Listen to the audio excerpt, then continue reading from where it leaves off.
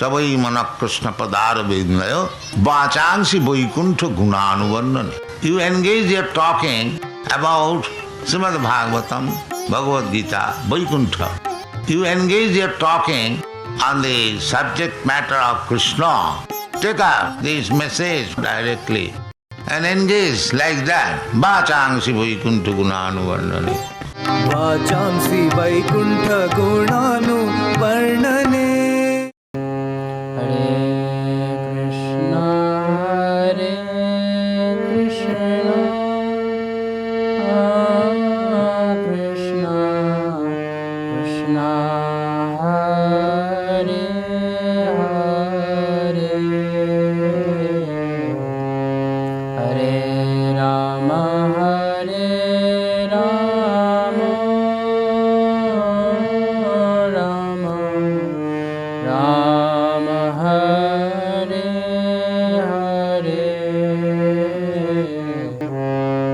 Hare Krishna,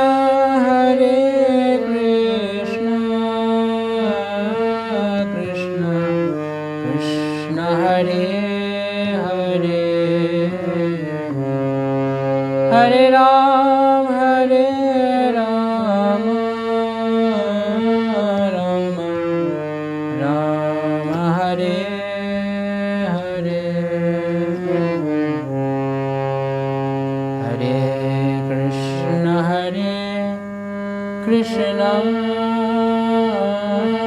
Krishna Krishna, Hare Hare, Hare Ram,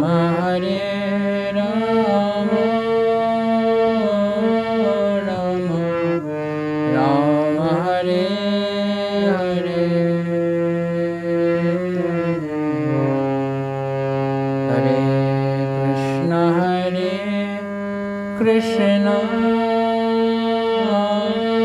Krishna Krishna, Hare Hare, Hare Ram,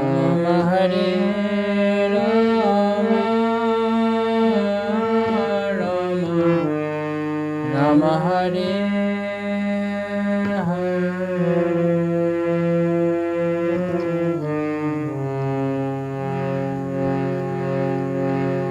मंगल श्री हरिनाम संकीर्तन की जय, श्री प्रभुपाद की जय, गौर प्रेमानंदे। ओम विष्णुपादाय कृष्ण पृष्ठाय भूतले श्रीमते जय पताका स्वामी निति नामे, नमो आचार्य पदाय निताय कृपा प्रदायिने, गौर कथा धमदाय नगर ग्राम तारिणे, नमो विष्णुपादाय कृष्ण पृष्ठाय भूतले श्रीमते भक्तिवेदांता स्वामी निति नामिने, नमस्ते सरस्वते देवे गौरवाणी प्रचारिणे, निर्विशेष शून्यवादी पाश्चात्यदेशतारिणे, वाञ्छाकल्पतरुभ्यश्च कृपा सिन्धुभ्य एव च पतितानं पावनेभ्यो वैष्णवेभ्यो नमो नमः।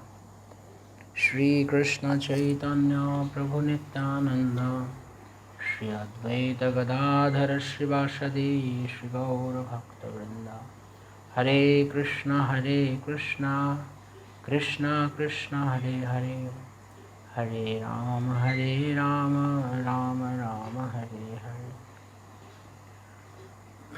कम करति वाचलं पंगुं लंघयति गिरियत्कृपादमहं वन्दे श्रीगुरुदीनतारिणं परमानन्दमाधवं, गुरुवे गौरचन्द्राधिका तदालय कृष्णं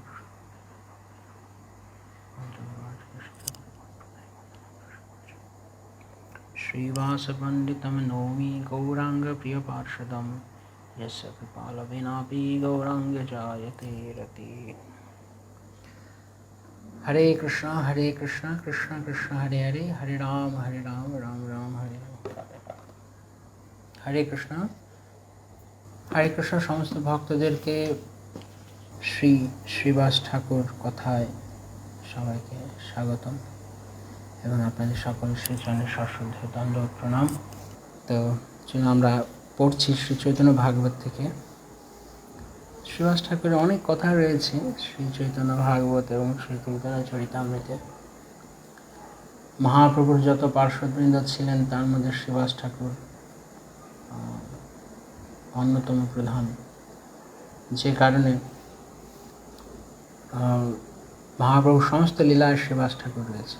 এবং আমরা দেখি যে শ্রীবাস ঠাকুর এর গৃহে থেকেই শ্রী চৈতন্য মহাপ্রভুর তিনি তার সংকীর্তন আন্দোলনের সূচনা করেন, শুরু করেন শ্রীবাস ঠাকুরের গৃহ থেকে।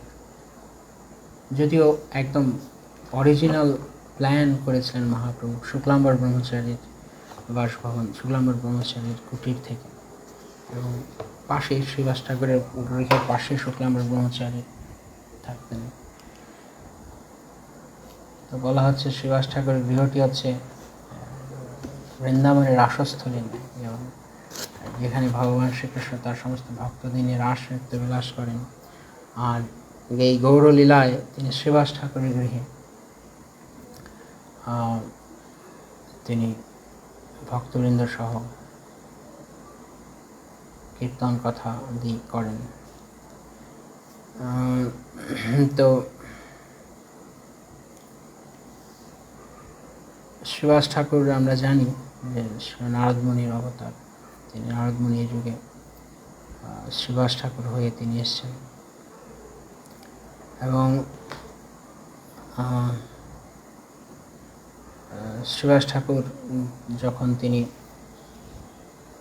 মহাপ্রভুর আবির্ভাবের পূর্বে এই জগতে মহাপ্রভু তার কিছু ভক্তদেরকে পাঠান।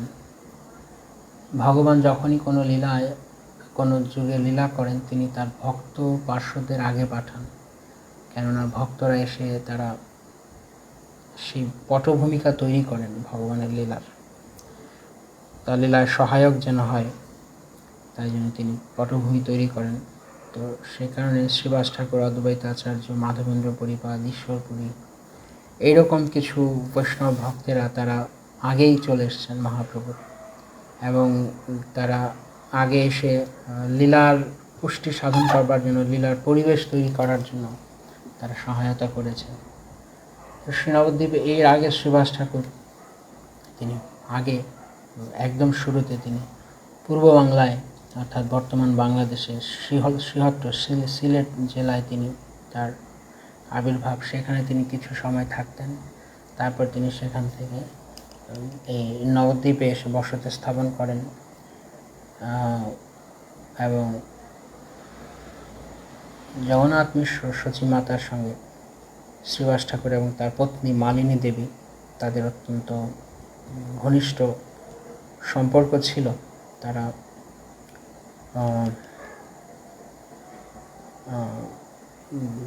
শ্রীবাস ঠাকুরের পত্নী মালিনী দেবী এবং অদ্বৈত পত্নী সীতা ঠাকুরানী এবং জগন্নাথ মিশ্রের পত্নী সচিমাতা, তারা বান্ধবীর মতো ছিলেন, সখীর মতো ছিলেন তিনজন। একই আত্মা, ভিন্ন দেহ ছিল। ঠিক যেরকম অদ্বৈত আচার্য, শ্রীবাস ঠাকুর এবং জগন্নাথ মিশ্রের মধ্যে আন্তরিকতা ছিল গভীর। যেই কালে মহাপ্রভু তিনি গৌর পূর্ণিমা অর্থাৎ দোল পূর্ণিমার শুভ দিনে চন্দ্রগ্রহণকালে মহাপ্রভু তিনি আবির্ভূত হন, ভক্তেরা বাকি সবাই যখন তারা গঙ্গায় স্নান করতে যান তখন শ্রীবাস ঠাকুরও তিনি সেখানে ছিলেন। এবং শ্রীবাস ঠাকুর তিনি তখন সমস্ত ভক্তদেরকে তিনি বলছিলেন যে আজকে শুভ লাগছে সব কিছু, কেন কি দেখা যাচ্ছে এই নবদ্বীপে যারা কখনো হরিনাম করে না, মুখে কখনো কৃষ্ণ নাম নেয় না, স্মার্ত বা নাস্তিক, তারাও আজকে হরি কৃষ্ণ হরিনাম বলছে, হরি বল হরি বল হরি বল হরি বল হরি বল বলছে সবাই। এরা মহাপ্রভু আবির্ভাবের সময় তিনি সারা জগৎকে হরিনাম করিয়েছেন। সম্পূর্ণ নবদ্বীপ সেই দিন কৃষ্ণ নাম গ্রহণশালে, কেননা গ্রহণ হলে সব সনাতন ধর্মাবলম্বীরা তারা গঙ্গায় স্নান করেন। তো সেই সুযোগে তারা সকলে মহাপ্রভু সবাইকে দিয়ে হরিনাম করেছেন, সর্বত্র ভক্তগণ। হরি বল, হরি বল, হরি বল, হরি বল, হরি বল, হরি হরি ধ্বনি করছেন, আর নারীগণ সমস্ত উলুধ্বনি করছেন, সমস্ত মাতাজিরা আর প্রভুরা সবাই হরিধ্বনি করছে। তো এর মাঝখানে মহাপ্রভু আবির্ভূত হয়েছেন। ধন্য হয়েছে নদিয়া সেই দিন। তো শিবাস পত্নী মালিনী দেবী তিনি সমস্ত শুভ মঙ্গল দ্রব্যাদি সাজিয়ে ডালাই করে তিনি শচীগৃহে, জগন্নাথ মিশ্র গৃহে এসছেন। সেইখানে বালকের যা ক্রিয়াদি করা দরকার সদ্যজাত বালক করেছেন। বিশ্বম্ভর প্রভু অবতীর্ণ হয়েছেন নিমাই। তো তখন শ্রীবাস ঠাকুর এসে সমস্ত তারা ভক্তেরা দিব্য আনন্দ পেয়েছেন মহাপ্রভুকে দর্শন করে।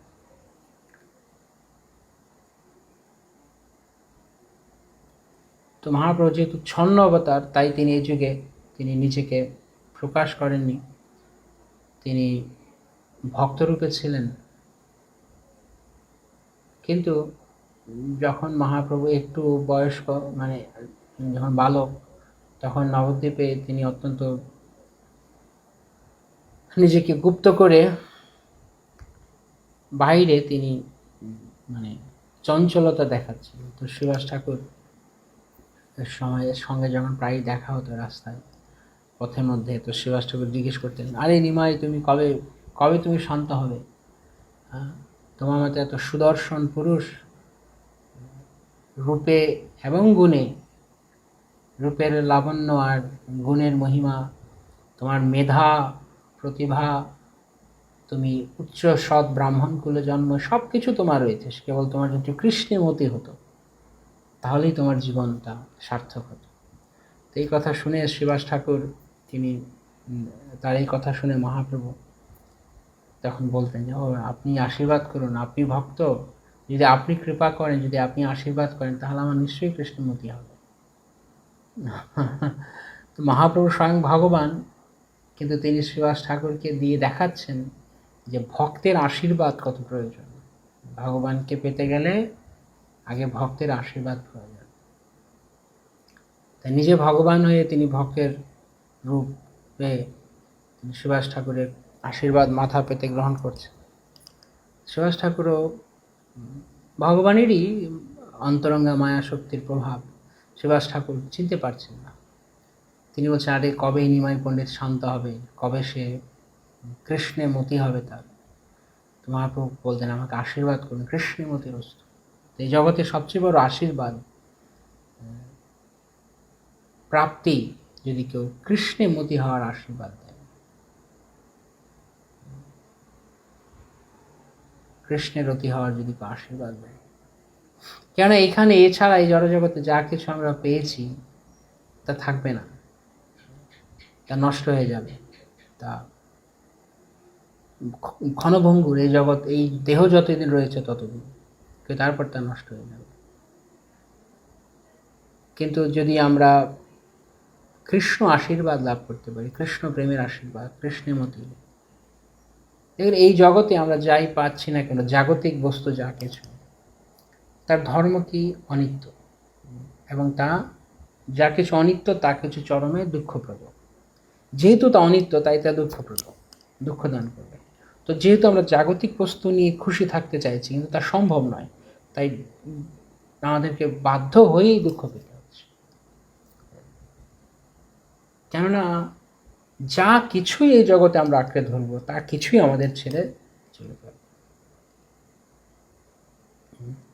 আর যখন চলে যায় তখন তা দুঃখ দেয়। কেননা সংযোগ যত আনন্দময় হয়েছিল আমাদের কাছে, বিয়োগটি ততটাই দুঃখময়, তার চেয়ে বেশি দুঃখময়। তো সেই কারণে এই জগতে কোনো বস্তু পেয়ে, জাগতিক কোনো বস্তুতে আনন্দিত হওয়ার কিছু নেই। জাগতিক কিছু পাওয়া তা ক্ষণভঙ্গুর, তা অনিত্য। তাই জন্য তা কখনোই আমাদের যে তৃষ্ণা, আমাদের যে পিপাসা, তা কখনো মেটাতে পারবে না, সুখী হবার। রিয়েল হ্যাপিনেস, যে প্রকৃত সুখ, সেটি হচ্ছে নিত্য বস্তুর দ্বারা লাভ করা যায়, অনিত্য বস্তুর দ্বারা তা কখনো সম্ভব নয়। তাই আমরা চাইছি এই জগতে বিভিন্ন সম্পর্ক, তথাকথিত ভালোবাসা, প্রেম, স্নেহ, মায়া, মমতার বন্ধনে জড়িয়ে সুখী হতে, বাট দ্যাটস ইম্পসিবল। কখনোই সম্ভব না। যত বড় আত্মীয়তার বন্ধন হোক না কেন, যাই হোক না কেন, কখনো এরকম অনুভব করেছেন কিনা যে যতই আপনার পরিবার, পরিজন, আত্মীয় স্বজন, বন্ধু বান্ধব থাকুক, খুব কাছের মানুষ থাকুক, কিন্তু তারপর একটা শূন্যতা হৃদয়ের কোথাও? কারা কারা এরকম অনুভব করেছেন? কখনো জীবনে অ্যাটলিস্ট একবার হলেও কেউ কখনো করেছেন? কেউ হয়তো অনেক কিছুই রয়েছে আশপাশে, কিন্তু শূন্যতা কেউ অনুভব করেছেন এরকম? কারা কারা করেছেন? যদি কেউ করে থাকেন বলতে পারে আমি করেছি। একবার, কেউ হয়তো একাধিকবার করেছেন, একাধিকবার, কেউ মাসে কয়েকবার, কেউ বা প্রতিদিনই করছেন, ঠিক নেই। তো এই যে অনুভূতি, এটা কোথা থেকে হচ্ছে? কারণ কি, এই যে শূন্যতা, এটি স্বাভাবিক। জীবের এই শূন্যতা থাকবে, কেননা জীব অন্য কিছুর অংশ নয়, কিন্তু যখন সে ভুল জায়গা থেকে সে নিজেকে খুঁজতে চাইছে, তো ভুল জায়গায় হাত দিলে তো হাতে কামড় পড়বেই, তাই না? দুঃখ পেতেই হবে। তাই জন্য হরে কৃষ্ণ করেছে প্রভু, হয়েছে অনেক ভক্তদের হয়েছে। অনেকের হয়েছে, একাধিকবার, একবার অনেকের হয়েছে। কিন্তু কথা হচ্ছে, এই যে অনুভব করি আমরা একটা শূন্যতা, কিন্তু সেটা কি আমরা ধরে রাখি? অনেক সময় হয় এরকম, কখনো শূন্যতা ঠিক আছে, পরে আবার কেউ এসে যাবে, কিছু একটা যাব, কোথাও মিলে যাব, আনন্দ ফুর্তি হবে, ঠিক আছে, হয়ে যাবে। এইভাবে আমরা নিজেরাই নিজেদের ক্ষতি করছি। যেটি আমরা বুঝতে পারছিলাম সেটি হারিয়ে যাচ্ছে আমাদেরই কারণে, কারণ আমরা সেটাকে গভীরভাবে অনুধাবন করতে চাইছি না যে এই শূন্যতার কারণ কি, কেন এই বেদনা। তো যে ভক্ত এই এই যে শূন্যতা বা এই যে না পাওয়ার দুঃখ, একাকিত্ব, এটিকে যিনি প্রপারলি ইউটিলাইজ করতে যান, অর্থাৎ যাকে মানে বলা যায় যে এটিকে যিনি এই নিয়ে যিনি চিন্তা করে, গভীরভাবে চিন্তা করে তিনি উপলব্ধি করতে চেষ্টা করেন, তিনি বুদ্ধিমান, যে আমি দুঃখটি কেন পাচ্ছি। কিন্তু আমি যদি উপলব্ধি না করি, আমি যদি এসছে চলে গেছে ঠিক আছে এরকম গাছাড়া ভাব রাখি, তাহলে কখনোই আমরা ভগবানমুখী হতে পারবো না। সাধারণত এরকমটা হয় জড়জাগতিকভাবে। হয়তো আজকে কোনো দিন, মানে আমি ভক্ত সমাজের মধ্যেই বলছি, অবশ্যই বাইরের নয়, কোনো একদিন একটা খুব বড় উৎসব হয়েছে, অনেক মানুষজন এসে, অনেক হই হুল্লোড় হয়েছে মন্দিরে বা বাড়িতে, হোয়াটএভার। তারপরে অনেক খাওয়া দাওয়া, প্রসাদ হয়েছে, আয়োজন, নৃত্য কীর্তন, অনেক কিছু, খুব ভালো লাগে। আবার সবাই চলে গেছে, তখন তখন একটা রেশ কাজ করছে, ভালো লেগেছে। এরপরে আবার কোনো এক সময় হঠাৎ কিছু ভালো লাগছে। কখন এমনও হয় যে অনেক মানুষ থাকলেও শূন্যতা লাগে। তো একজন ভক্তকে তার হৃদয়ের গভীরে, আমি এই ক্লাসের আগে, এই হরিকথা শুরু করার আগে ইউকেতে একজন ভক্তের সঙ্গে কথা বলছিলাম, একটু আগে, আধা ঘন্টা আগে। তো উনি বলছিলেন যে কীভাবে উনি মানে উনি সবসময় সবার সঙ্গে শেয়ার করতে পছন্দ করেন না, ওনার কিছু হলে উনি আমার সঙ্গে বলছিলেন। তার জন্য অনেকদিন পরে আবার ফোন করেছিলেন। তো আমি ওনার সঙ্গে এই কথাটা বলছিলাম যে অনেক সময় আমরা ভিড়ের মধ্যে নিজেকে হারিয়ে ফেলি। এত মানুষজন, এত চারদিকে, এত আজকালকার দুনিয়া যা চলছে, এত কিছু অনলাইন, এই সেই, নিজের অস্তিত্বকে আমরা সময় হারিয়ে ফেলি। ভিড়ের মধ্যে অনেকে হারিয়ে যায় যেরকম, সেরকম। কিন্তু আমাদেরকে অন্তর্মুখী হতে হবে, আমরা বহির্মুখী হতে আসেনি জগতে। জগতের ম্যাক্সিমাম লোক, অধিকাংশ লোক, তারা বহির্মুখী। ভক্তি সিদ্ধান্ত সরোজ ঠাকুর প্রভুপাদ বলতেন যে অন্তর্মুখী না হলে কখনো কৃষ্ণময় হওয়া যাবে না, কৃষ্ণকে বোঝা যাবে না। কিন্তু আমরা প্রায় সময় বহির্মুখী, আমরা বাইরে থেকে আমাদের আনন্দ ফুর্তি পেতে চাই। কিন্তু যে ভক্ত তার সুখ বা আনন্দকে যে বাইরের কিছুর উপরে নির্ভর করিয়ে দেয়, সে কখনোই প্রকৃত বস্তুটি বুঝতে পারবে না। কেননা আমাদের সঙ্গে কৃষ্ণের অন্তরের সম্পর্ক যত অন্তর্মুখী হবে ভগবানের সঙ্গে, তত গভীর হবে। আমাদের আনন্দ পাওয়ার উৎসটি তত যথার্থ হবে। হয়তো আমরা ভুল জায়গায় হাত রাখবো এবং চরমে আমাদেরকে দুঃখ পেতে হবে। তাই এই জড় জগতে থাকা অবস্থাতেও এই যে সেটিং রয়েছে, এই যে ব্যবস্থা রয়েছে, পরিবার পরিজন, বন্ধু বান্ধব, আত্মীয় স্বজন, কিছু গভীর সম্পর্ক থাকে, ফ্যামিলিয়াল, পারিবারিক সম্পর্ক, খুব ভাইয়ে ভাইয়ে, বোনে বোনে, বা পিতামাতা সন্তানে, বা স্বামী স্ত্রীতে, অনেক গভীর সম্পর্ক থাকে। কিন্তু লাভ কি? একটা জড় বস্তু যার উপরে সম্পর্কটি ভিত্তি করছে, সেটা একটা জড় বস্তু, এটা একটা পোশাক, একটা অবয়ব মাত্র। এই সম্পর্কটি তো আত্মায় সম্পর্কটি তৈরি হয়নি, দেহের উপর ভিত্তি করে তৈরি হয়েছে। তাই তা নিশ্চিত রূপে দুঃখ দেবে। আমি আজকে সকালে শ্রী প্রভুপাদের একটা প্রবচন শুনছিলাম। তো প্রভুপাদ বলছিলেন ওটাতে যে, হ্যাঁ, কুরুক্ষেত্র যুদ্ধের কথা প্রভুপাদ বলছেন। বলছে ভাইয়ে ভাইয়ে যে যুদ্ধ হলো, তো এই প্রসঙ্গ থেকে প্রভুপাদ বলছিলেন যে এভাবে এই জড় জগতে এখন যত গভীর সম্পর্ক হোক না কেন, সবচাইতে ক্লোজ সম্পর্ক থেকে, সবচেয়ে ঘনিষ্ঠ সম্পর্ক থেকেও দুঃখ পেতে হবে।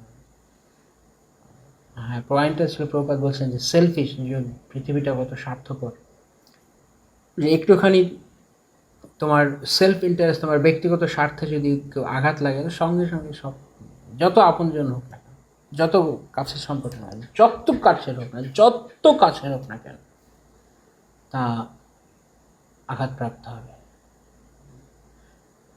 সেই শিক্ষা শ্রীবাস ঠাকুর তিনি দিয়েছেন, যে তিনি কৃষ্ণতে পূর্ণরূপে মন অর্পণ করেছেন। তাই তার নিজের সন্তান বিয়োগ হয়ে গেছে, নিজের পুত্র, একমাত্র পুত্র, হ্যাঁ ঠিক আছে, ভগবানকে তিনি ভালোবাসেন, মহাপ্রভুতে প্রেম রয়েছে। তাই অন্য কিছুর প্রতি আসক্তি নয়, যদি কৃষ্ণে মতি থাকে, সেটি আমাদের সবচেয়ে বড় প্রাপ্তি।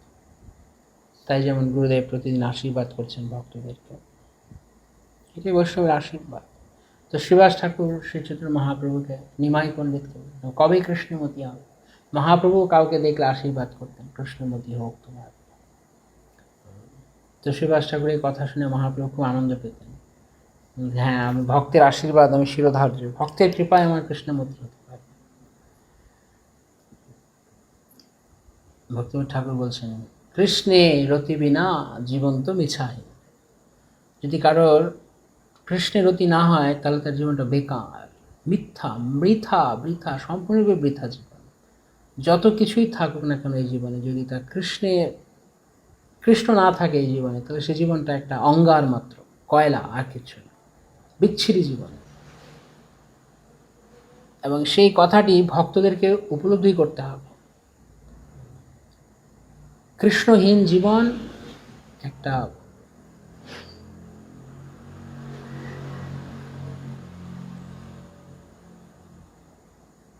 মানে মূল্যহীন, কি বলবো,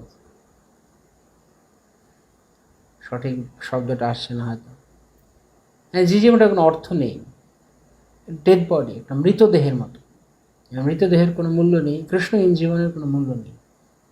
যদি কেউ কৃষ্ণকে ভালো না বাসতে পারে, এই যে বিশাল বড় আয়োজন, কিন্তু চরমে কি, যদি আমরা ভগবানকে ভালো না বাসতে পারি, তাহলে এর কোনো অর্থ নেই। বিশাল বড় মন্দির, প্রোগ্রাম, অ্যারেঞ্জমেন্ট, পান্ডাল প্রোগ্রাম, এই সেই, নামহট্ট, ভক্তবৃক্ষ, অনেক কিছু, আরও কত প্রিচিং প্রোগ্রাম আয়োজন, যত কিছু রয়েছে, এই সব কিছুর মধ্য দিয়ে আমরা যদি ভগবানকে চরমে ভালো না বাসতে পারি, ভগবানের প্রতি যদি রুচি না জাগ্রত হয়, ভগবানের রুচি মানে ভগবানের কথার প্রতি যদি রুচি না জাগ্রত হয়, তাহলে সেটি একটি বেকার জীবন, বেকার, পূর্ণরূপে বেকার জীবন, মানে কমপ্লিট ফেলিউর যাকে বলে। কমপ্লিট সাকসেস এটা হচ্ছে কমপ্লিট ফেলিউর। এই জীবনটার কোনো অর্থ নেই, পূর্ণরূপে ব্যর্থ জীবন যদি কৃষ্ণে কারো রতি উদয় না হয়। জনজাগতিক যত ঐশ্বর্য রয়েছে, ভালো বংশে জন্ম কিংবা ভালো দেখতে চেহারা, অনেক উচ্চশিক্ষা লাভ করেছে বা অনেক অর্থ সম্পদ রয়েছে, এইগুলি হচ্ছে জনজাগতিক মাপকাঠি। কেউ কেউ কতটা ঐশ্বর্যবান এই জগতে, কতটা ভাগ্যবান তা বিচার করার মাপকাঠি, জাগতিক মাপকাঠি এটা। কিন্তু এগুলো আমাদেরকে এই বস্তুগুলো যেহেতু অনিত্য, এই বিষয়গুলো অনিত্য, তাই যতদিন এই দেহ রয়েছে ততদিন তার শুধু মূল্য রয়েছে। এমনকি দেহ থাকতেও তার মূল্য নেই। ফর এক্সাম্পল, কারো উচ্চ বংশে জন্ম হয়েছে, কিন্তু সে দুর্ভাগ্যক্রমে এখন রাস্তায় ঘুরে, তাদের উচ্চ বংশের কি মূল্য রয়েছে? কি দাম দেবে মানুষ? কারো অনেক সুন্দর চেহারা ছিল, হঠাৎ একটা অ্যাক্সিডেন্ট হয়েছে, তো চেহারা নষ্ট হয়ে গেছে। কারো অনেক অর্থ সম্পদ থাকে, এই জগতে আমরা অনেক উদাহরণ দেখি, অনেক ধনী হলেও হঠাৎ করে তারা নিঃস্ব হয়ে যাচ্ছে, দরিদ্র হয়ে যাচ্ছে। এবং অনেক বিদ্বান, কিন্তু মাথায় কিছুর আঘাত লেগেছে, ব্রেন খারাপ হয়ে গেছে, মানে কি বলে এটাকে, মানে মাথা নষ্ট হয়ে গেছে। তার এই চারটে থেকেও কিছু লাভ নেই। তো সেই জীবনটি সার্থক জীবন, যে জীবন কেউ কৃষ্ণে অর্পণ করেছেন পূর্ণরূপে, কৃষ্ণকে ভালোবাসেন। কেননা সেটাই জীবের স্বরূপ, যে জীব পরম প্রভু কৃষ্ণকে ভালোবাসে। কিন্তু যেটি মুখ্য কাজ সেটি যদি না হয়, তাহলে বাকি সব আয়োজনে কি লাভ রয়েছে? সেই কারণে শ্রীমদ্ ভাগবতম বলছেন 1-2-8, শ্রম এব হি কেবলম ন উৎপাদয়েত ইয়দি রতিম শ্রম এব হি কেবলম। যদি কৃষ্ণের রুচি না হয়, রতির উদয় না হয়, তাহলে তার শ্রম এব হি কেবলম। যদি বিশ্বক্ষণের কথায়, কৃষ্ণের কথায় রুচি না হয়, তাহলে এত কিছু অনুষ্ঠান করেও, ধর্ম সংস্কৃতির পুংসাম, সমস্ত অনুষ্ঠান করেও তা বৃথা।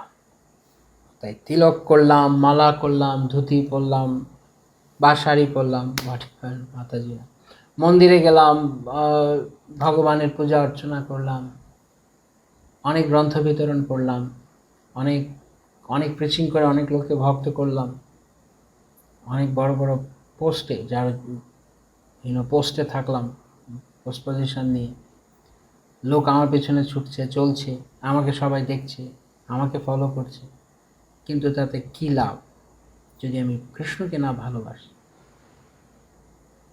কারণ ভগবানের কাছে এইসবের কোনো বিচার নেই। জড়জাগতিকভাবে আমি কি অর্জন করেছি, ভগবত ধামে কেবল একটাই বিচার, আমি কৃষ্ণকে ভালোবাসি।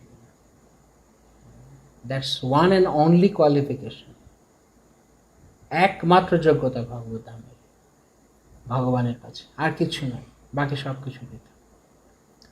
কিন্তু তারপরেও আমরা এই জগৎ থেকে এত দুঃখ পাওয়ার পরেও, এত কষ্ট পাওয়ার পরেও, এত ধাক্কাগুতো খাওয়ার পরেও আমরা এই জগতেই সুখী হবার জন্য প্রচণ্ড চেষ্টা করে যাচ্ছি, সুখী হতেই হবে। এখানে যৎপরনাস্তি চেষ্টা করছি, হব না কেন, সুখী হতেই হবে আমাকে। আর যত জোরে চেষ্টা করছি, যত বেগে, তত জোরে আঘাত পাচ্ছি। মূর্খের কাজ, একদম নিরেট মূর্খ, আপাদমস্তক মূর্খ, যে জড় জগৎ থেকে সুখী হবার চেষ্টা করছে।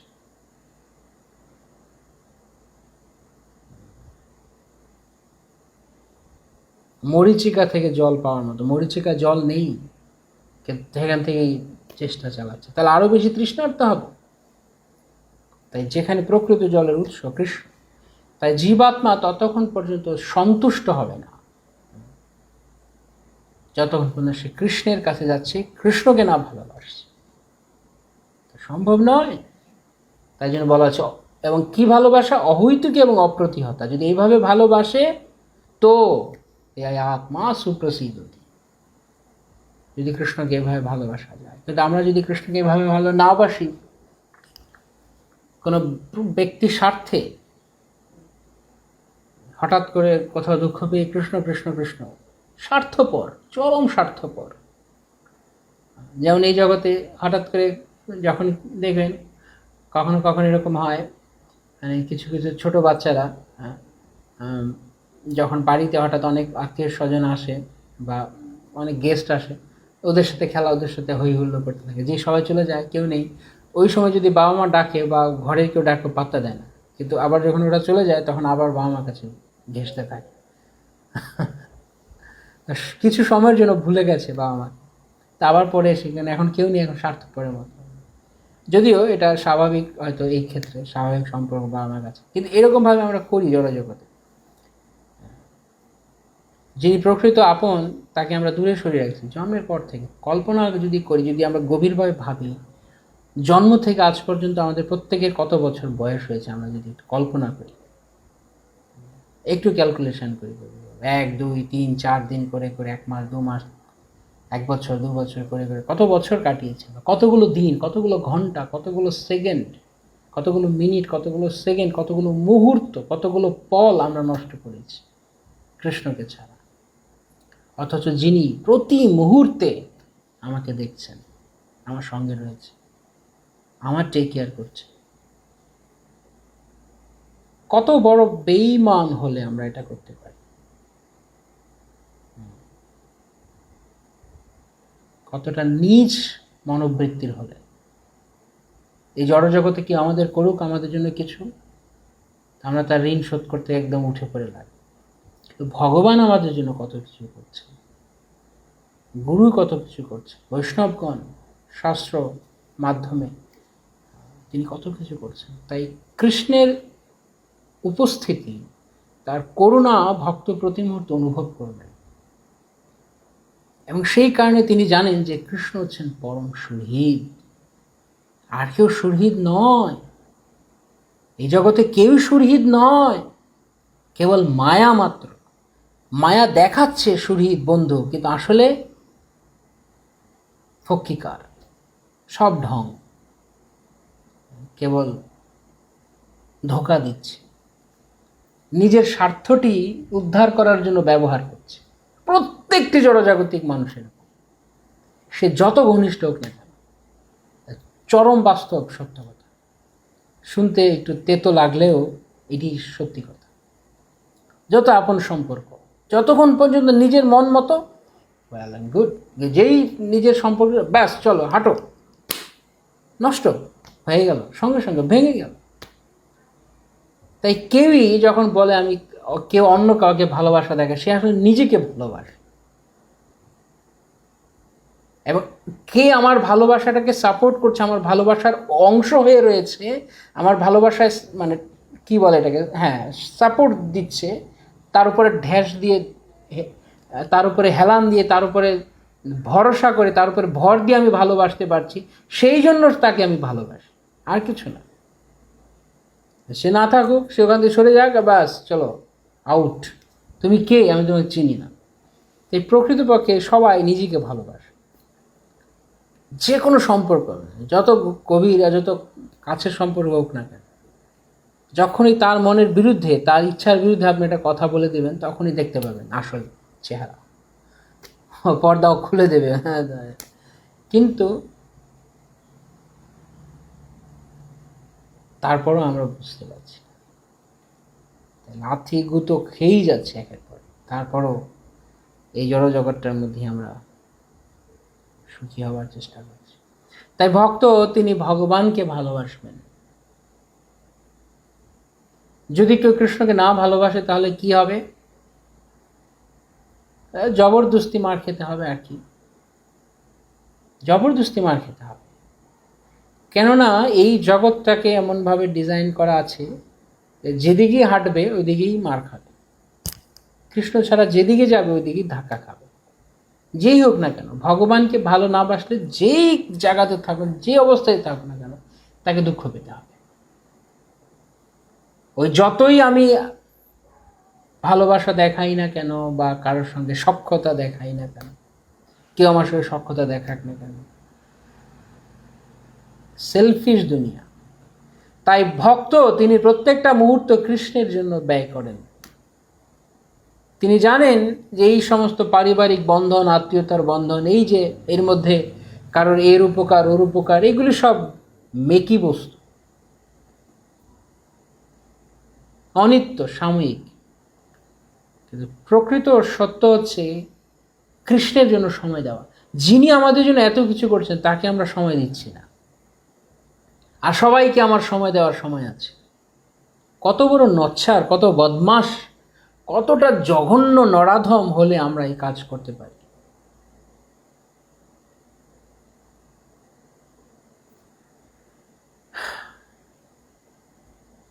তাই এটা দুঃখের কথা যে আমরা কৃষ্ণকে সময় দিচ্ছি না।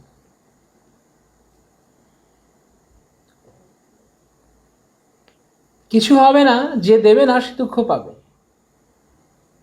আর যিনি কৃষ্ণকে ভালোবাসেন, যিনি কৃষ্ণকে আপন করে নিয়েছেন, তিনি বিশ্বম পূর্ণ সুখায়তে, প্রবোধানন্দ সরস্বতীপাদ বলছেন, তার কাছে সারা পৃথিবী, সারা জগৎ সুখময়, কেননা তিনি কৃষ্ণকে নিয়ে আছেন। কিন্তু যিনি কৃষ্ণ ছেড়েছেন তাকে দুঃখ পেতে হবে, যেদিকে যাবে দুঃখ পাবে, লাঠি আর ঝাঁটা খাবে।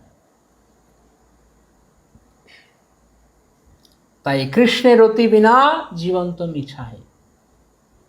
যে জীবন কৃষ্ণকে ভালোবাসে না সেটা একটা বেকার, বৃথা জীবন, অর্থহীন জীবন। বাকি যত বাহ্যিক আয়োজন থাকুক না কেন, এর মূল লক্ষ্য, এত বড় বিশাল বড় মন্দির আমরা গড়ছি, অনেক কনগ্রিগেশন ভক্ত আমরা তৈরি করছি, অনেক সারা জগৎ জুড়ে আমরা ছড়িয়ে পড়ার চেষ্টা করছি প্রভুপাদের ইচ্ছায়, কিন্তু চরমে সেগুলো উদ্দেশ্য কি? যদি আমরা ভগবানকে না ভালোবাসতে পারি তাহলে এগুলো কি হবে? কৃষ্ণ ভাবনামৃত সংঘ, আন্তর্জাতিক কৃষ্ণ ভাবনামৃত সংঘ,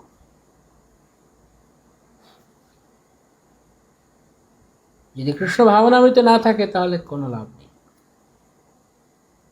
যাই হোক, তো এইভাবে শ্রীবাস ঠাকুরের কথা আমরা বলছি। শ্রীবাস ঠাকুর মহাপ্রভুকে বললেন কৃষ্ণে মতি হোক, মহাপ্রভু খুব খুশি। কিছুদিন বাদে মহাপ্রভু যখন তিনি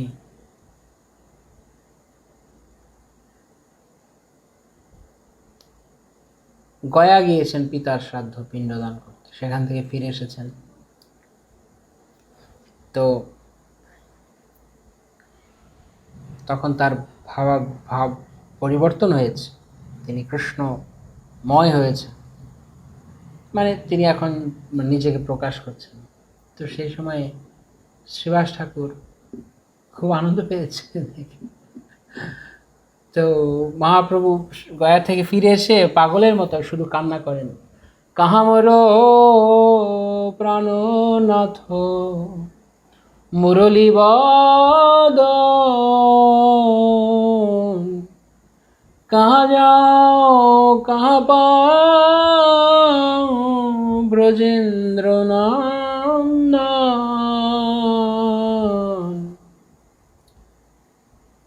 মহাপ্রভু খেদ করছেন, কোথায় যাব আমি, কি করব আমি, কোথায় গেলে আমি কৃষ্ণকে পাবো। এটি হচ্ছে ভক্তির চরম সীমা।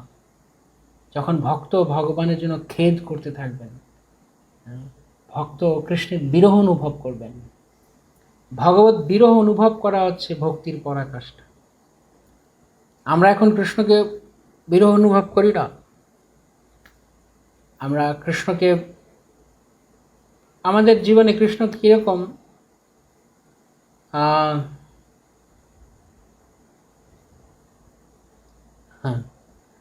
কৃষ্ণ আমাদের জীবনে একটা অংশ, একটা ফর্মালিটি আমাদের জীবনে।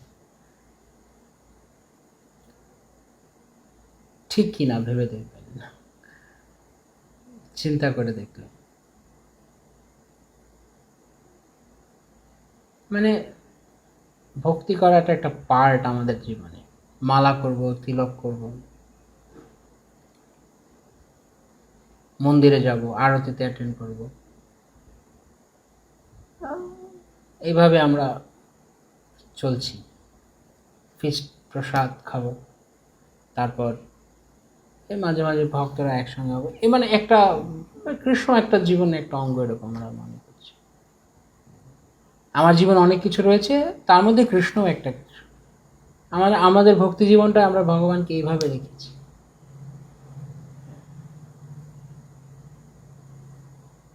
কিন্তু এটা কি কৃষ্ণের জন্য বিরহ অনুভব করা?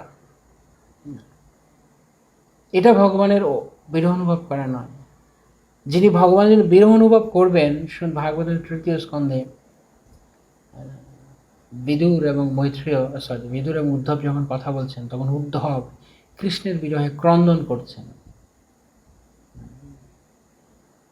সেখানে প্রভুপাদ বলছেন এই কথা, যে এই যে ভগবানের অ্যাবসেন্সে, ভগবানের অনুপস্থিতিতে যে ভগবানকে স্মরণ করে উদ্ধব যে ক্রন্দন করছেন, এইটি চাই, এইটি আমাদের জীবনে চাই। ভগবানকে স্মরণ করে ক্রন্দন করা, ভগবানের বিরহ অনুভব করা। এখন যার কৃষ্ণই নেই, সে বিরহ অনুভবটা করবে করতে। যার কৃষ্ণ অনুভূতিই নেই, সে বিরহ অনুভব করবে কি? তাই আমাদের জীবনে ভগবানকে আমরা যেভাবে রেখেছি, এইটা প্রকৃতপক্ষে ভক্তিযোগ নয়। আমরা যা করছি, in true sense this not bhaktiyoga. আমরা যা করছি এটা হচ্ছে নাম কাগজতে চালানো আর কি, আমরা চলছি।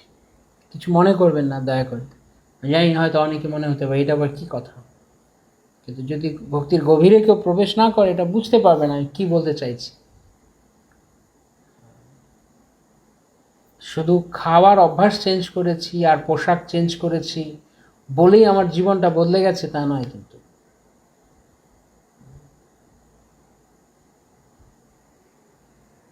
ভগবানের জন্য প্রতি মুহূর্তে অনুভব করা, সেটি হচ্ছে ভক্তিযোগ। কোনো এক আচার্য গাইছেন, ভক্তিযোগ ভক্তিযোগ ভক্তিযোগ ধন, ভক্তি এই কৃষ্ণ বলে স্মরণ ক্রন্দন। কোথায় কোথায় কৃষ্ণ স্মরণ, কোথায় কৃষ্ণের জন্য ক্রন্দন রয়েছে? না কি এগুলো? কি এগুলো বাহ্যিক সব যা করছে, মালা তিলক নাম ধরে।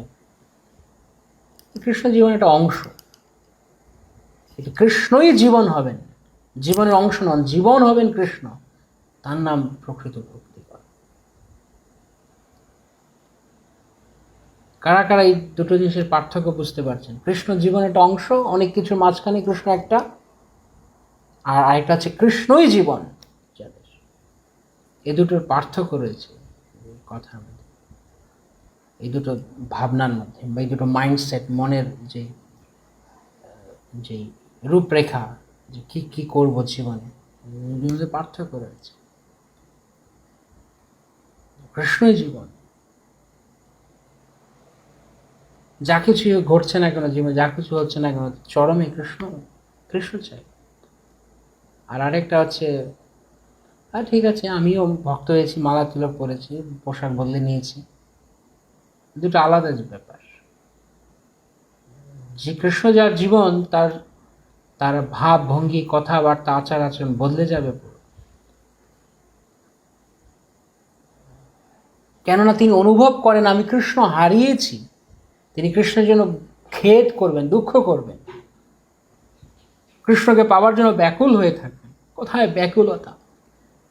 ব্যাকুলতা ছাড়া কৃষ্ণকে কখনো কেউ পায়নি, কোনোদিন পাবে না, পাওয়া যায়ও না কৃষ্ণকে ব্যাকুলতা ছাড়া।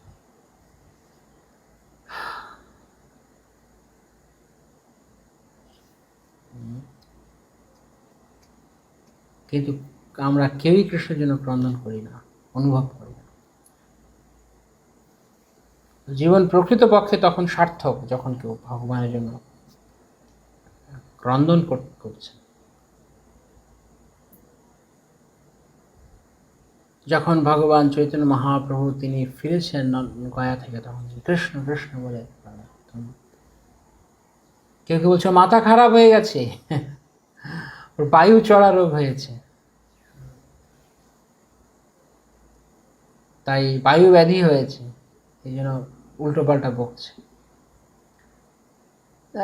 কেউ বলছে বেঁধে রাখো, এই করো ওই করো, সচী মাতাকে গিয়ে সবাই, সচী মাতা খুব দুঃখ পাচ্ছে, এরকম সবাই বলছে। তো শ্রীবাস ঠাকুরকে ডাকা হয়েছে,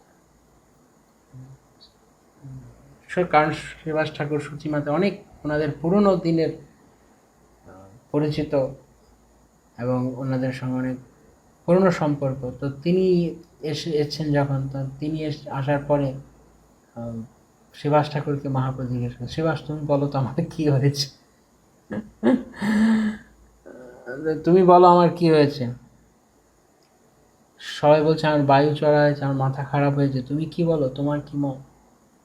তো শ্রীবাস ঠাকুর মহাপ্রভুকে দেখে তার দুই চোখে অঝরে জল পড়ছে, হাত পা কাঁপছে, রোমাঞ্চ হচ্ছে, এবং কৃষ্ণের বিরহে তিনি ধক ধক করে তার বুক জ্বলছে, তিনি কখন কৃষ্ণকে পাবেন, কোথায় গেলে কৃষ্ণ পাবেন, কি করিব ও কোথা যাব। হ্যাঁ, একটা রয়েছে, এরকম পদ রয়েছে যে কাহারে কহিব কে বা বুঝে মোর দুঃখ, ব্রজেন্দ্র নন্দন বিনু ফাটে মোর বুক। আমি কাকে বলবো, কাকে বোঝাবো আমার এই দুঃখ, যে কৃষ্ণকে ছাড়া আমার বুক ফেটে যাচ্ছে। এই হচ্ছে ভক্তি। ভগবানকে ছাড়া বুক ফেটে যাবে এমন যন্ত্রণা হবে। আমাদের হয় এই জড়জগতে আমাদের হয় অন্য কিছুর জন্য। যত সব পাগলের মতো আমরা, গণ্ডমূর্খ, গাধা, 1 নাম্বার গাধা। তাই অন্যান্য কিছুর জন্য দুঃখ করি আমরা, এরকম বুক ফেটে কান্না আসে, হায় রে এটা নেই ওটা নেই, ও গেছে এ গেছে। কার জন্য কান্না করতে হবে, কিসের জন্য কান্না করতে হবে, তা না করে আমরা কি ফালতু জিনিসের জন্য কান্না করছি। চোখের জল অমূল্য বস্তু। এই জগতের লোকের ফেলার জন্য নয় এই চোখের জল। অনেকে অনর্থক তুচ্ছ কারণে, জড়জাগতিক কারণে কান্না করে, মূর্খ। কৃষ্ণ ছাড়া যে কোনো বস্তুর জন্য কান্না করা মূর্খামি, সম্পূর্ণ মূর্খামি। কৃষ্ণের জন্য কান্না করলে ঠিক আছে, কেন সন্তান সে মায়ের জন্যই কাঁদবে, সে পিতা মাতার জন্যই কাঁদবে, সেটাই ঠিক। অন্য কিছুর জন্য কান্না সেটা সন্তানের ধর্ম নয়, সে তখন ভ্রমে রয়েছে, ভ্রম। তো অন্য কিছুর জন্য কান্না করা মানে ভ্রমে রয়েছে।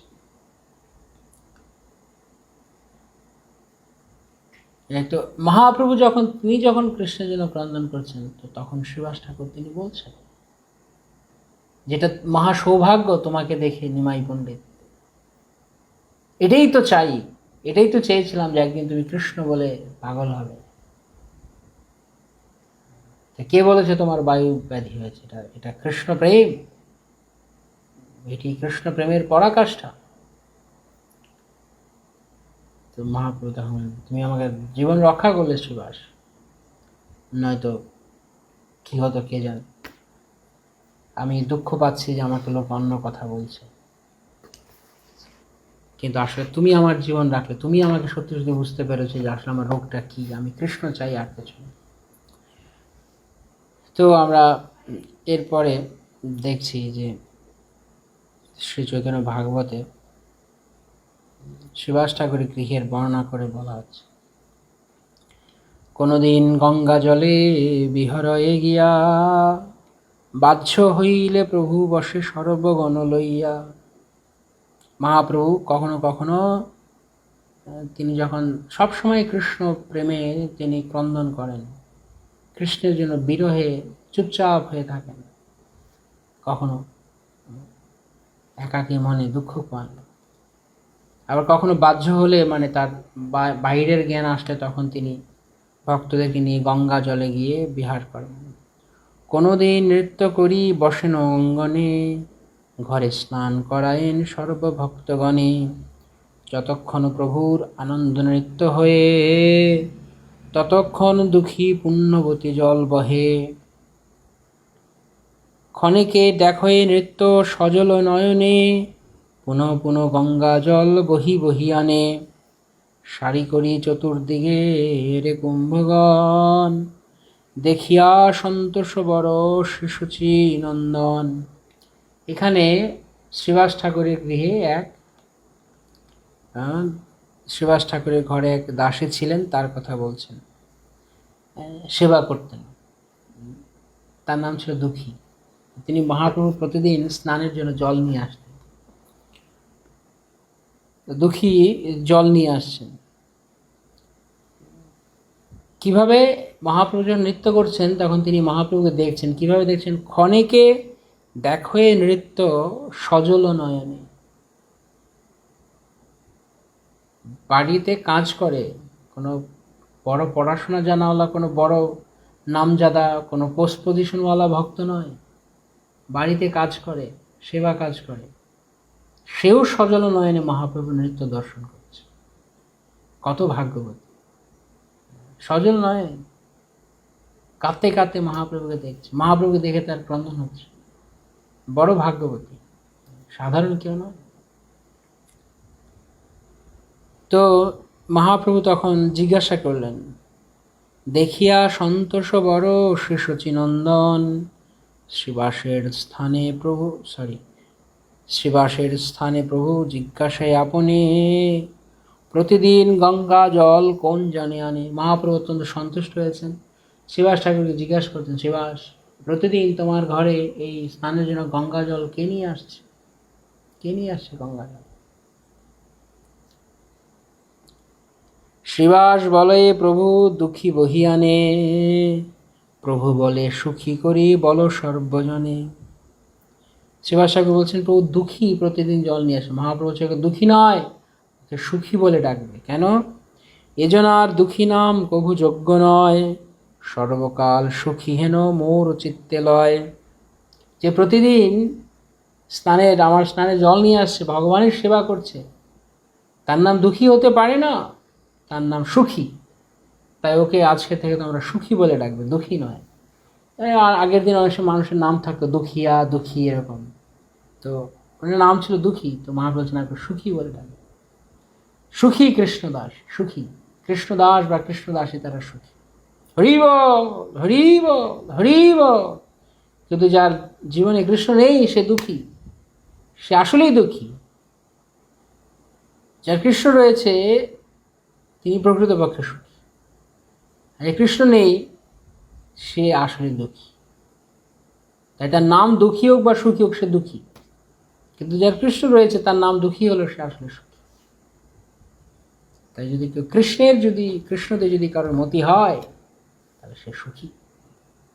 কৃষ্ণ সেবা যদি কেউ করে। এতে গো কারুণ্য শুনি প্রভুর শ্রীমুখে, কান্দিতে লাগিলা ভক্তগণ প্রেম সুখে। সবে সুখী বলিলেন প্রভুর আজ্ঞায়, দাসী বুদ্ধি শ্রীবাস না করে সর্বথায়।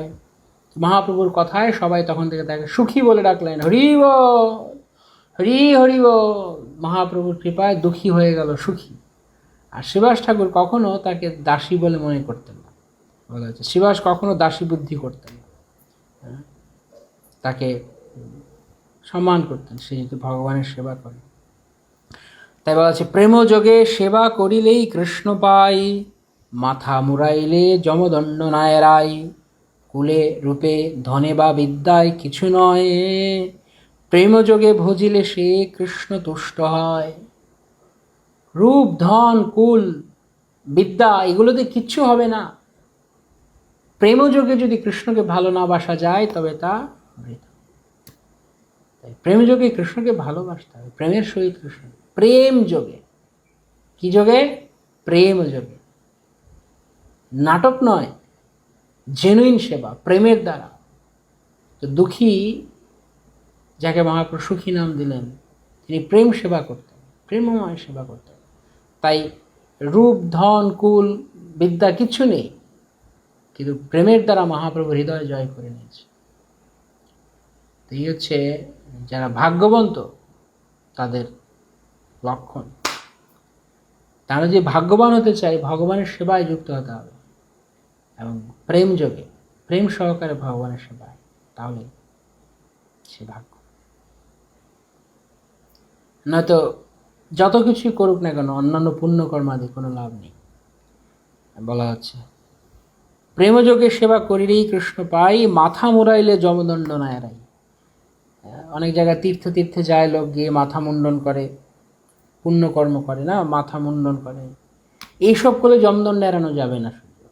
শুধু সেবার দ্বারা কৃষ্ণকে ভালোবাসতে হবে, কৃষ্ণকে প্রেমের দ্বারা সেবা করতে হবে। তো যারা যারা সেই সৌভাগ্য চায়, কিভাবে তার সম্ভব হয়েছে? শ্রীবাস ঠাকুরের গৃহে দাসী হয়েছিল।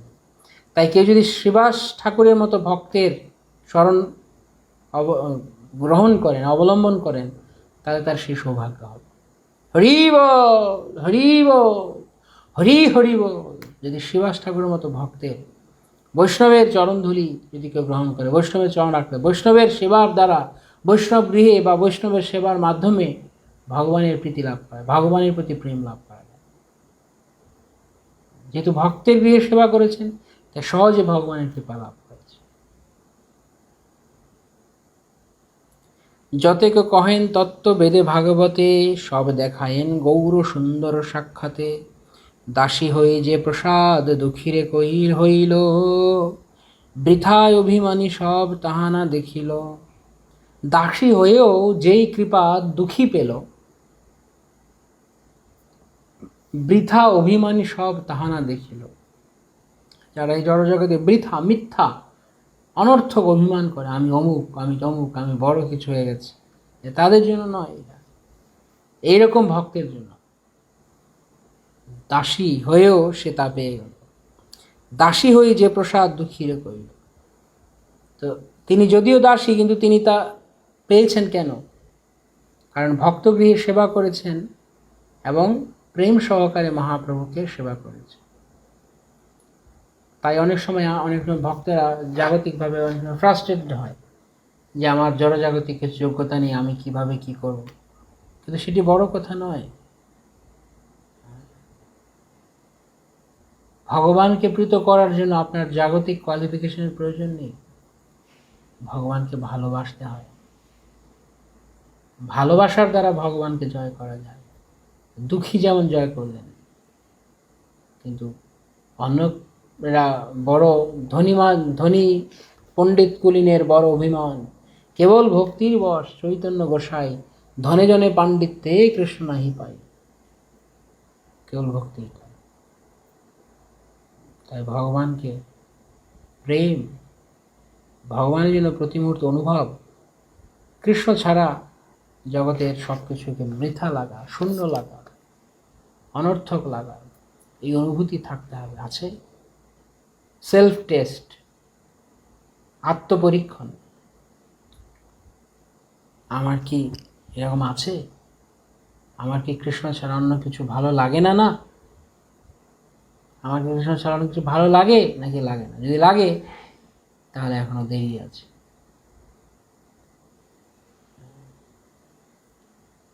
যার কৃষ্ণ ছাড়া কিছু ভালো না লাগবে, বুঝতে হবে তিনি ভক্তিতে উন্নতি করছেন। এটা নাটক করার জিনিস নয়, লোক দেখানো, মানুষ আষ্টমাস বলা, ও আমার ভগবান ছাড়া কাউকে ভালো লাগে, এটা এরকম বলে বলা জিনিস নয়।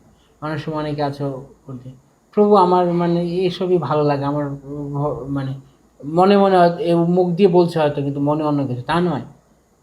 ভালো করে বুঝতে হবে, সূক্ষ্ম পার্থক্য আছে এর মধ্যে।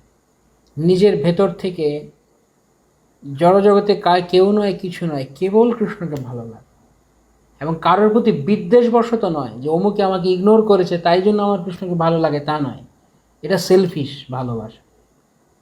কেউ দেখছে না তাই এখন কেউ নেই, আর কি, কেউ নেই তুই কি হবে, নাই মামার চেয়ে কানা মামা, ওই টাইপের এরকম নয়। কৃষ্ণকেই কেবল ভালোবাসে, সব কিছুর থেকেও যে কৃষ্ণকে ভালোবাসে তিনি প্রকৃতপক্ষে কৃষ্ণ প্রেমিক। কিছু নেই, কেউ নেই, তাই বলে ঠেলায় ধাক্কায় পড়ে আমি কৃষ্ণকে ভালোবাসছি, ওটা কোনো ভালোবাসা নয়। কেউ নেই, কিছু নেই, সেটা ভালো একদিকে, কি যে অন্তত সব চলে গেছে।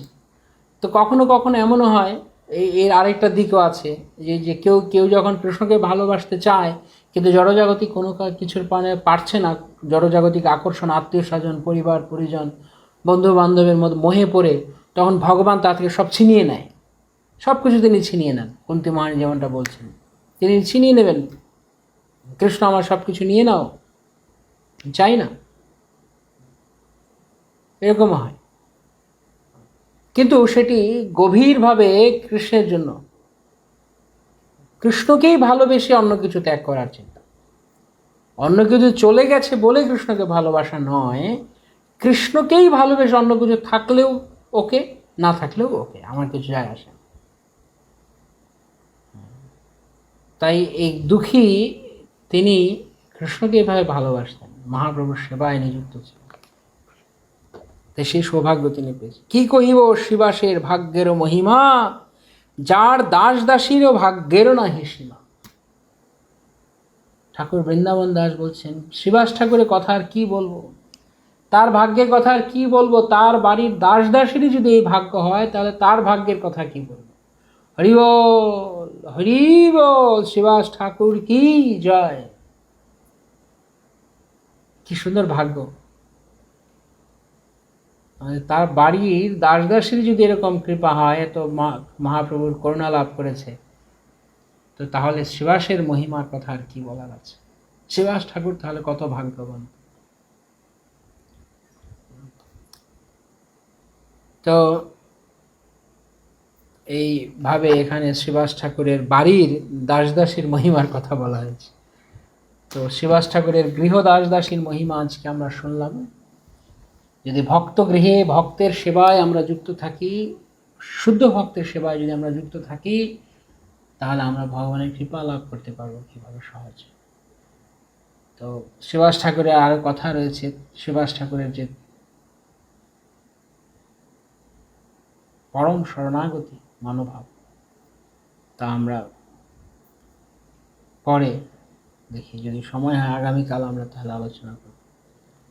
কনফার্ম করতে পারছি না, চেষ্টা করব যদি আগামীকাল আমরা শ্রীবাস ঠাকুরের তিনি কিভাবে ভগবানের প্রতি সমস্ত কিছু সমর্পণ করেন, সমস্ত প্রেম তিনি দিয়েছেন। আজকে সকালে গুরুদেব ক্লাসে বলছিলেন যে শ্রীবাস ঠাকুর একটু মহাপ্রভু পরীক্ষা করছে।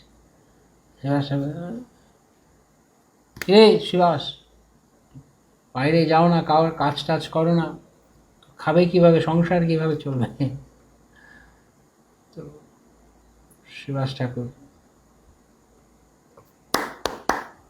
মানে কি বলে, প্রথম দিন যদি কৃষ্ণ না খাওয়ায় তাহলে উপবাস করব, না খাওয়ালে তো উপবাস করতে হবে।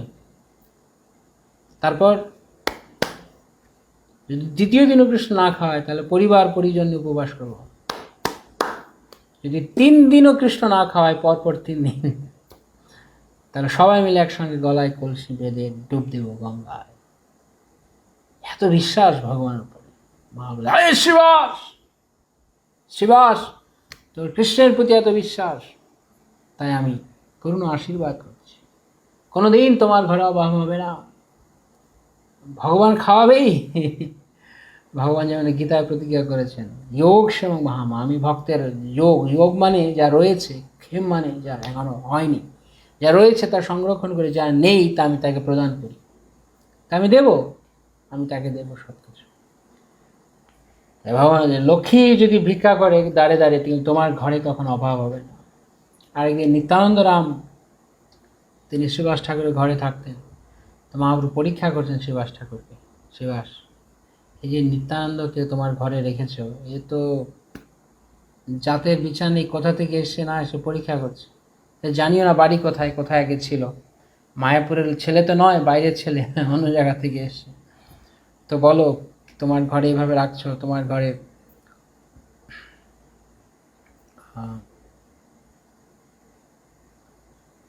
এত মানুষজন রয়েছে, মেয়ে ছেলে রয়েছে, ভগবান একটু পরীক্ষা করছে, তো তুমি এভাবে এরকম একটা অজানা পুরুষকে, অপরিচিত পুরুষকে রেখেছ। তো শ্রীবাস ঠাকুর বলছে, আরে নিত্যানন্দ প্রভু, তুমি আমাকে পরীক্ষা করছো, আমি সব বুঝতে পারছি। নিত্যানন্দ প্রভু যদি মদিরা জবনী যদি ধরে, তবু নিত্যানন্দ আমার প্রাণ। হরি বল।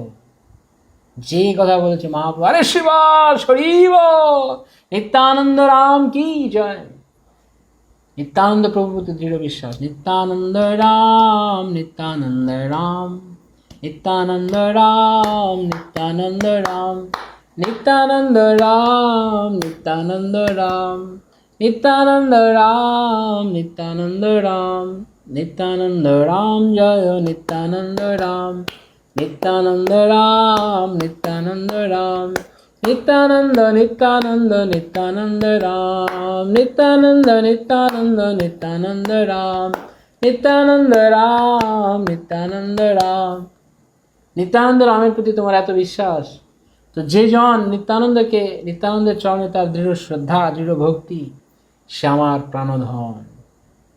যেহেতু তুমি নিত্যানন্দ রামকে এত ভালোবাসো, তাই হে শিবাস, আমি তোমাকে এই বরদান করছি, তোমার গৃহের যতজন তোমার ঘরে থাকে, এমনকি কুকুর পর্যন্ত তোমার আঙিনা দিয়ে যদি হেঁটে যায়, সেই কুকুর বেড়াল পর্যন্ত ভক্তি লাভ করবে। যদি যারা যারা তোমার গৃহের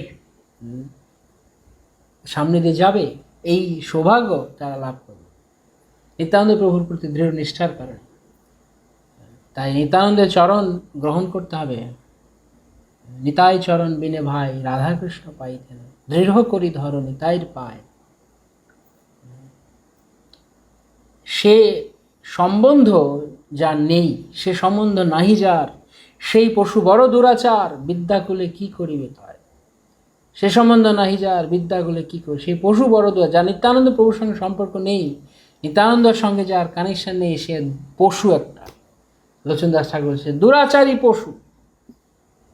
তাই নিত্যানন্দ প্রভুর করুণা লাভ করতে হবে। যদি কেউ এই সংসার সাগর পার হতে চায়, সংসার সাগর পার হই ভক্তির সাগরে, যে ডুবিবে সে ভজুক নিতাই চাঁদেরে। যদি এই সংসার সাগর কে কে পাড়ি দিতে চান, কারা কারা পাড়ি দিতে চান এই সংসার সাগর, কে কে চান? হরি বল, হরি বল, হরি বল। যদি কেউ চায়, তার একটা উপায় রয়েছে, নিত্যানন্দ প্রভুর চরণ আঁকড়ে ধরতে হবে, শক্ত করে, শক্ত করে, ছাড়া যাবে না। যত দুর্যোগ আসুক না কেন জীবনে, ভক্তির প্রকৃত পরীক্ষা দুর্যোগের মধ্যে। সহজ সরলভাবে অনেকেই ভক্তি করতে পারে, মানে এই পথে থাকতে পারে আপাত দৃষ্টিতে, কিন্তু আসল পরীক্ষা হচ্ছে যখন কারোর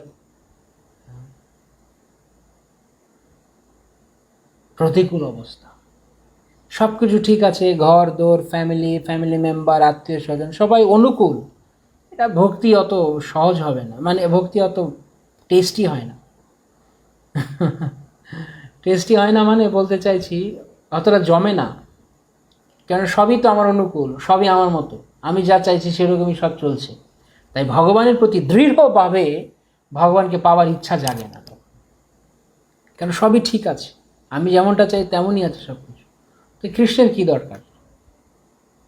বাপ ভালো, মা ভালো, বউ ভালো, স্বামী ভালো, বাচ্চা ভালো, আত্মীয় স্বজন ভালো, বন্ধু বান্ধব ভালো, সবই আমার মন মতো, সমস্ত পরিস্থিতি, মানুষজন সবাই আমার আমার অনুকূলে আছে। ভগবানকে ভালোবাসা যাবে? কৃষ্ণের প্রতি ভালোবাসাটা দৃঢ় হবে না, তখন থাকতে পারে কিন্তু শিথিল থাকবে, কারণ আমার তো অনেকেই আছে, যেহেতু তারা সবাই আমার মন মতো, আমার অনুকূলে আছে। কিন্তু যখন এগুলো এরা সবাই প্রতিকূল আচরণ করবে আমার সঙ্গে, তখন ভগবানকে পেতে ইচ্ছা করবে। তাই একদিকে সংসারে সুখী না হওয়া, এটা কৃষ্ণের বিশেষ করুণা। শিল প্রভুপাদ বহু জায়গায় এই কথা তিনি তার প্রবচনে বলেছেন। ভক্তকে যখন ভগবান বিশেষ করুণা করেন, তখন তার এই জাগতিক সুখ, জড়জাগতিকভাবে সুখী হওয়ার তার সমস্ত কিছু তুলে নেন তিনি, সেটা হচ্ছে তার প্রতি বিশেষ কৃপা। কিন্তু তার জন্য তেল খোর পোড়াতে হবে, we should be ready for that. যদি এরকম হতে হয়, এমন না যে আজকে বলে দিলাম কিন্তু কৃষ্ণ কালকে যেই আমাকে দিচ্ছে আমি। পরীক্ষা, ভক্তি জীবন অনেক দৃঢ় পরীক্ষা আসবে, এবং সেই পরীক্ষাগুলোতে টিকে থাকতে হবে আমাদের। আপনারা খুঁটি গাড়তে দেখেছেন, অনেকে বাঁশের খুঁটি গাড়ে ঘর করতে গেলে, বিশেষ করে গ্রামে গঞ্জে কোনো টিন শেড বা যদি দেবে তো খুঁটি গাড়বে, তো খুঁটি প্রথমে যখন লাগাবে মানে বাঁশটা গর্তে দেবে, দেওয়ার পর এরকম করে নাড়া দেবে বাঁশটাকে, দেখবেন খুঁটিটাকে এরকম নাড়াবে, তাতে কী হবে, ওই যে গোড়ার যে মাটিটা আছে সেটা অনেকটা আলগা হয়ে যাবে, শিথিল হয়ে যাবে, তখন আবার এরকম চারপাশে আবার মাটিটা আবার ভরে দেবে, ভরে দিলে শক্ত হবে, আবার খুঁটিটাকে এরকম নাড়াবে, এরকম নাড়াবে, আবার নাড়ালে আবার মাটিগুলো আলগা হয়ে যাবে, আবার বাঁশটাকে ভেতরে আরও গাড়বে, আরও পুঁতে দিয়ে আবার মাটি দিয়ে দিয়ে চাপ দেবে, আবার এরকম নাড়াবে, এরকম 4-5 বার করবে, যতক্ষণ না অবধি এটা এমন একটা জায়গায় যাচ্ছে বাঁশটা আর নড়বে না, আর নড়বে না। তখন প্রথম দিকে খুব নড়বে, তার মানে ভালো করে খুঁটি গাড়া হয়নি, কিন্তু যখন আর নড়বে না, একদম ফিক্সড বসে গেছে, এখন যত শক্ত, তখন তার উপরে ছাদ দেওয়া যায়, তখন তার উপরে ছাদ বসানো যায়। কিন্তু যতক্ষণ খুঁটি নড়বড়ে ততক্ষণ ছাদ বসানো যাবে না। তো ঠিক তেমনি আমাদের ভক্তি জীবনটায় যখন আমরা অগ্রসর হতে চাইব, তখন ভগবান আমাদেরকে প্রতিকূলতা দেবেন, এবং সেই প্রতিকূলতা ভগবানের বিশেষ করুণা, দ্যাটস এ সাইন, এটা একটা ইঙ্গিত যে ভগবান আমাদেরকে গ্রহণ করতে চাইছে। তো যখন খুঁটিটা শক্ত হবে তখন তার উপর অনেক কিছু চাপানো যাবে, অনেক ভার দেওয়া যাবে। সিমিলারলি আমাদের ভক্তি জীবনে যদি আমরা সবসময় শুধু সব কিছু ভালো ভালো পাই, সব কিছু মানে চারপাশটা সব ভালো কিছুতে ভর্তি, আমার প্রতি পজিটিভ সব কিছু, তখন ভগবানের প্রতি দৃঢ়তা হবে, আর তার উপরে সেই ভক্তি জীবনটা বড় লোড নিতে পারবে না, যেটা বলতেছি বড় লোড নিতে পারবে না, কেননা খুঁটিটা নরম শিথিল রয়েছে, এখন আলগা রয়ে যাচ্ছে। যতক্ষণ পর্যন্ত শক্ত হবে, তার উপরে যতই এক ভক্ত যখন এই প্রতিকূলতার মধ্য দিয়ে ভক্তি জীবনে দাঁড়াবেন, তখন তার উপরে অনেক লোড পড়লেও তিনি গ্রহণ করতে পারবেন, সেটাকে ভার বহন করতে পারবেন, নয়তো ছুটে যাবে, অনেক কিছু ভেঙে যাবে। এই জন্য দেখা যায় কিছুদিন পরে ভক্তরা, তাই অনেক শক্ত, অনেক পরীক্ষা দিয়ে ভক্তি জীবনে টিকে থাকতে হয়, অনেক প্রতিকূলতার মধ্য দিয়ে।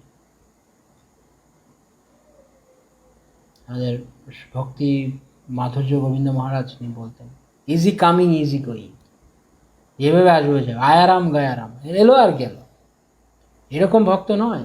ভক্তি জীবনে প্রচণ্ড প্রতিকূলতার মধ্যে ভগবান অনেক পরীক্ষা করবেন। তারপর তো এটি হবে যখন আমরা ভগবানের প্রতি, ভগবানই আমাদের জীবনের, কৃষ্ণই আমাদের জীবনের লক্ষ্য হবেন, উদ্দেশ্য হবেন, টার্গেট সেট করেছি কিনা, আমরা কৃষ্ণকে চাই কিনা আমরা আমাদের জীবন। যার জীবনের টার্গেট নেই, টার্গেটলেস জীবন, এটা একটা বৃথা জীবন, বেকার জীবন। যার জীবনে কৃষ্ণ উদ্দেশ্য নয়, যার জীবনের উদ্দেশ্য কৃষ্ণ নয়, সে ভটক যাবে, সেই দিক ওদিক চলে যাবে। কিন্তু যার জীবনে কৃষ্ণ উদ্দেশ্য, সে যতই কিছু আসুক না কেন ডিস্ট্রাকশন, সে কৃষ্ণতে মনস্থির করতে পারে। অনেক সময় ভক্তরা বলে, আমি কীভাবে কনসেন্ট্রেশন করবো, আমি কীভাবে ডিটারমাইন্ড হবো, এটা কি কোনো টোটকা পাওয়া যায় নাকি যেটা খেলে হয়ে যাবে? না, আপনার লক্ষ্য যদি ঠিক থাকে কোনো সমস্যা নেই, কিন্তু আমাদের লক্ষ্যই ঠিক নেই।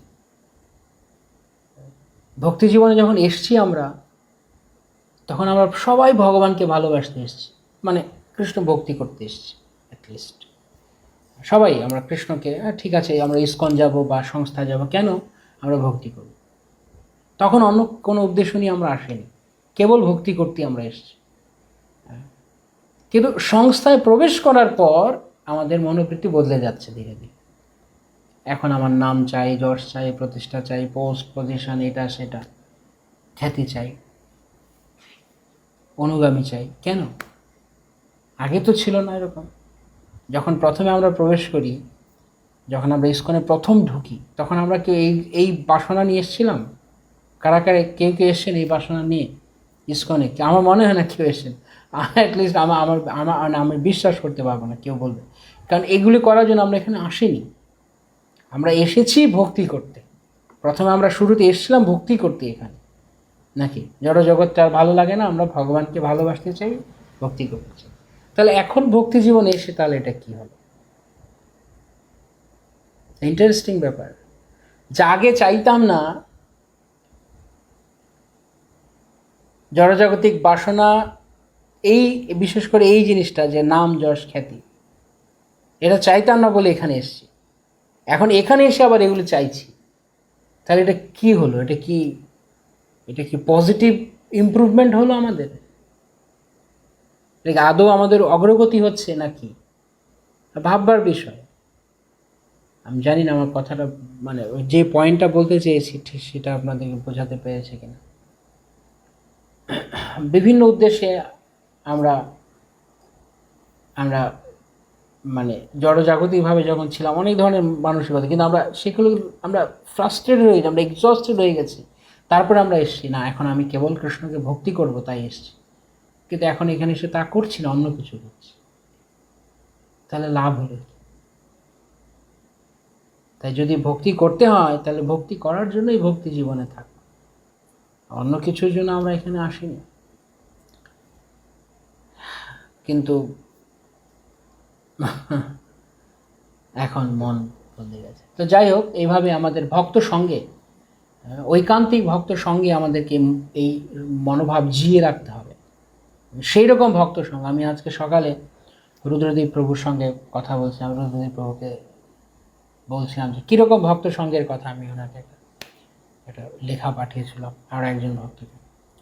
প্লাস আমাদের ফেসবুক পেজেও আমরা একটা পোস্ট শেয়ার করেছি সকালবেলা সঙ্গের ব্যাপারে। অনেক সময় আমরা মনে করি শুধু সাক্ষাৎ সঙ্গ হলেই আমাদের সঙ্গ হবে। দূরে থেকেও আমরা সঙ্গ করতে পারি যদি আমরা সেই আদর্শটি ধারণ করি। দূরে থাকলেও আমরা তার সঙ্গে, কিন্তু যদি আমরা আদর্শ হারিয়ে যাই তাহলে আমরা কাছাকাছি থেকেও তার সঙ্গ করি না আমরা। হ্যাঁ, কেউ গুরুর কাছে আছে কিন্তু গুরুর আদর্শকে গ্রহণ করে না, তাহলে সেটা কি গুরুর সঙ্গ করা হলো? কিন্তু কেউ বাহ্যিকভাবে, শারীরিকভাবে, দৈহিকভাবে হয়তো দূরে আছে, কিন্তু গুরুর আদর্শকে অনুসরণ করছে, তাহলে সেই গুরুর সঙ্গ করছে।